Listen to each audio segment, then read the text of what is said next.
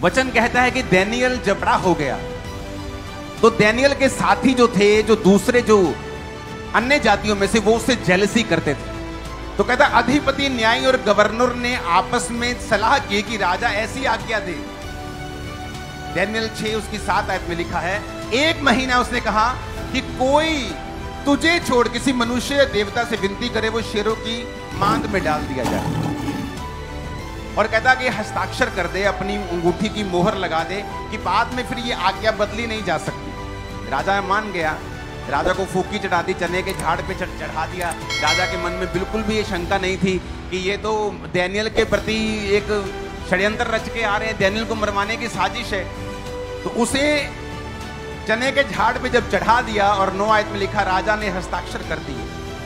10 आयत में लिखा दानियल को मालूम हुआ कि उस पत्र पर साइन किए गए हैं। कहता वो अपने घर में गया और जिसकी उपरोठी यानी ऊपर वाली कोठड़ी की खिड़कियां यरूशलेम की ओर खुली रहती थी, और अपनी रीति के अनुसार जैसा वो दिन में 3 बार अपने परमेश्वर के सामने घुटने टेक कर प्रार्थना और धन्यवाद करता था, वैसा ही तब भी करता रहा। लिखा दानियल को मालूम हो गया कि ऐसे पत्र पे साइन किए गए। दानियल को मालूम था, साइन मतलब राजा का साइन मतलब इट्स डन। और वचन क्या कहता है? वचन कहता है कि दानियल अपनी रीति के अनुसार, क्योंकि वो दिन में 3 बार परमेश्वर के सामने जाता था और हमेशा प्रार्थना और धन्यवाद करता था। आज धन्यवाद करने की कोई चीज उसकी लाइफ में नहीं थी। आज तो रोने पीटने का दिन था कि वो प्रभु के सामने जाता और कोठड़ी भी ना खोलता कि कोई देख ना ले कि परमेश्वर गुप्त रूप में आज मेरी प्रार्थना को सुने। लेकिन वचन कहता है कि वो डरा नहीं और उसने परमेश्वर से जिस रीति से पहले वो प्रार्थना करता था और धन्यवाद करता था। किस चीज का धन्यवाद? कि आज उसे मौत मिलने वाली है, इस चीज का धन्यवाद? कि उसको मालूम था कि वो खिड़की पे बैठा है और दूर जो उसके विरोधी हैं उसे देख रहे हैं कि आज दानियल आता है कि नहीं आता, अगर आता है तो मारा जाएगा। किस चीज का धन्यवाद वो करने के लिए प्रभु के पास जाए? क्या परमेश्वर ने उसे जो मौत का फरमान दिया है, क्या उस चीज का धन्यवाद करने के लिए जाए? आज विश्वासियों की प्रॉब्लम क्या है कि जो कुछ परमेश्वर उनको देता है उसका वो थैंक्स नहीं कर पाते। आज गाजा में चले जाओ, मैंने एक वीडियो देखी जहां पर ऊपर से आटा गिरा, जब प्लेन ने आटा गिराया, आटे की बोरी, एक जवान बंदा जीसस के जैसा लगता था, इतना जवान पूरा, और आटे की बोरी को उठा रहा है और उसे चूम रहा है और खुश हो रहा है। ऐसे खुश हो रहा है जैसे उसकी करोड़ों रुपए की लॉटरी लग गई, क्योंकि वहां खाने के लिए आटा तक नहीं।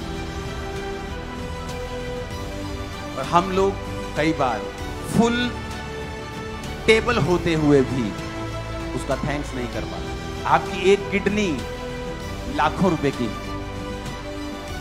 कभी थैंक्स किया है? आपका लीवर कितने का है मालूम है? आपका हार्ट कितने का है? आपका लीवर कितने का है?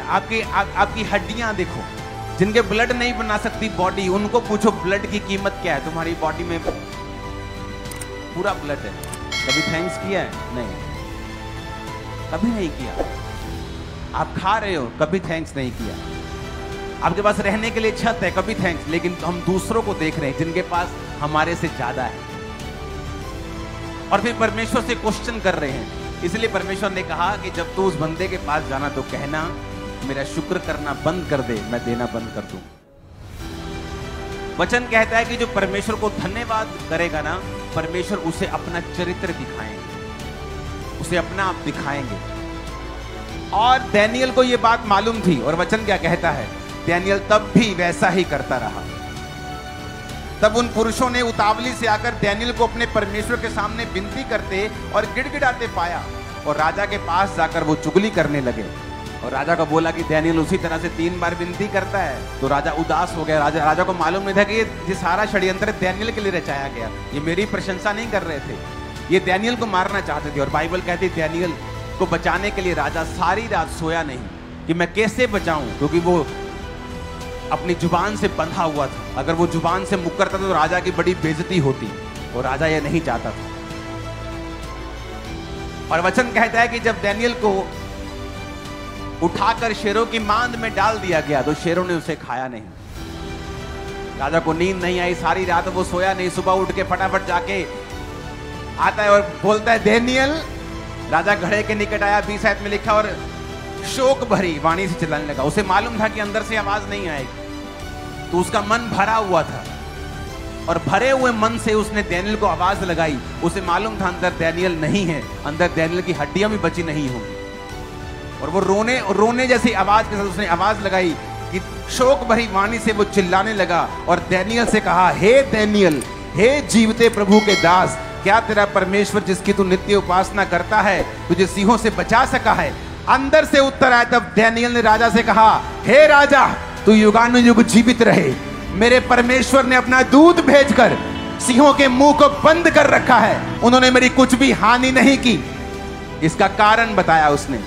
कहता है इसका रीजन ये है, कारण ये है कि मैं परमेश्वर यहोवा के सामने निर्दोष पाया गया हूं, और हे राजा, तेरे सम्मुख भी मैंने कोई भी भूल नहीं की। राजा ने आनंदित होकर दानियल को गड्ढे में से निकालने की आज्ञा दी। दानियल गड्ढे में से निकाला गया और उस पर हानि का कोई भी चिन्ह नहीं पाया गया, क्योंकि वह अपने परमेश्वर पर विश्वास रखता था। तब राजा ने आज्ञा दी, जिन पुरुषों ने दानियल की चुगली खाई थी वे अपने बाल बच्चों, स्त्रियों समेत सिंहों के गड्ढों में डाल दिए जाएं। और बाइबल कहती है जब वो गड्ढे की शुरुआत तक भी नहीं पहुंचे थे, सिंहों ने उन पर झपट्टा मारा और हड्डियों समेत वो सारे परिवारों को निगल गए। आपका एनिमी बड़ी हार देखने वाला है। आपका दुश्मन शर्मिंदगी को देखेगा। इसी साल आप देखेंगे यीशु के नाम। इतना ऊंचा आमीन बोल देना कि टेंट के बाहर चला जाए। आमीन।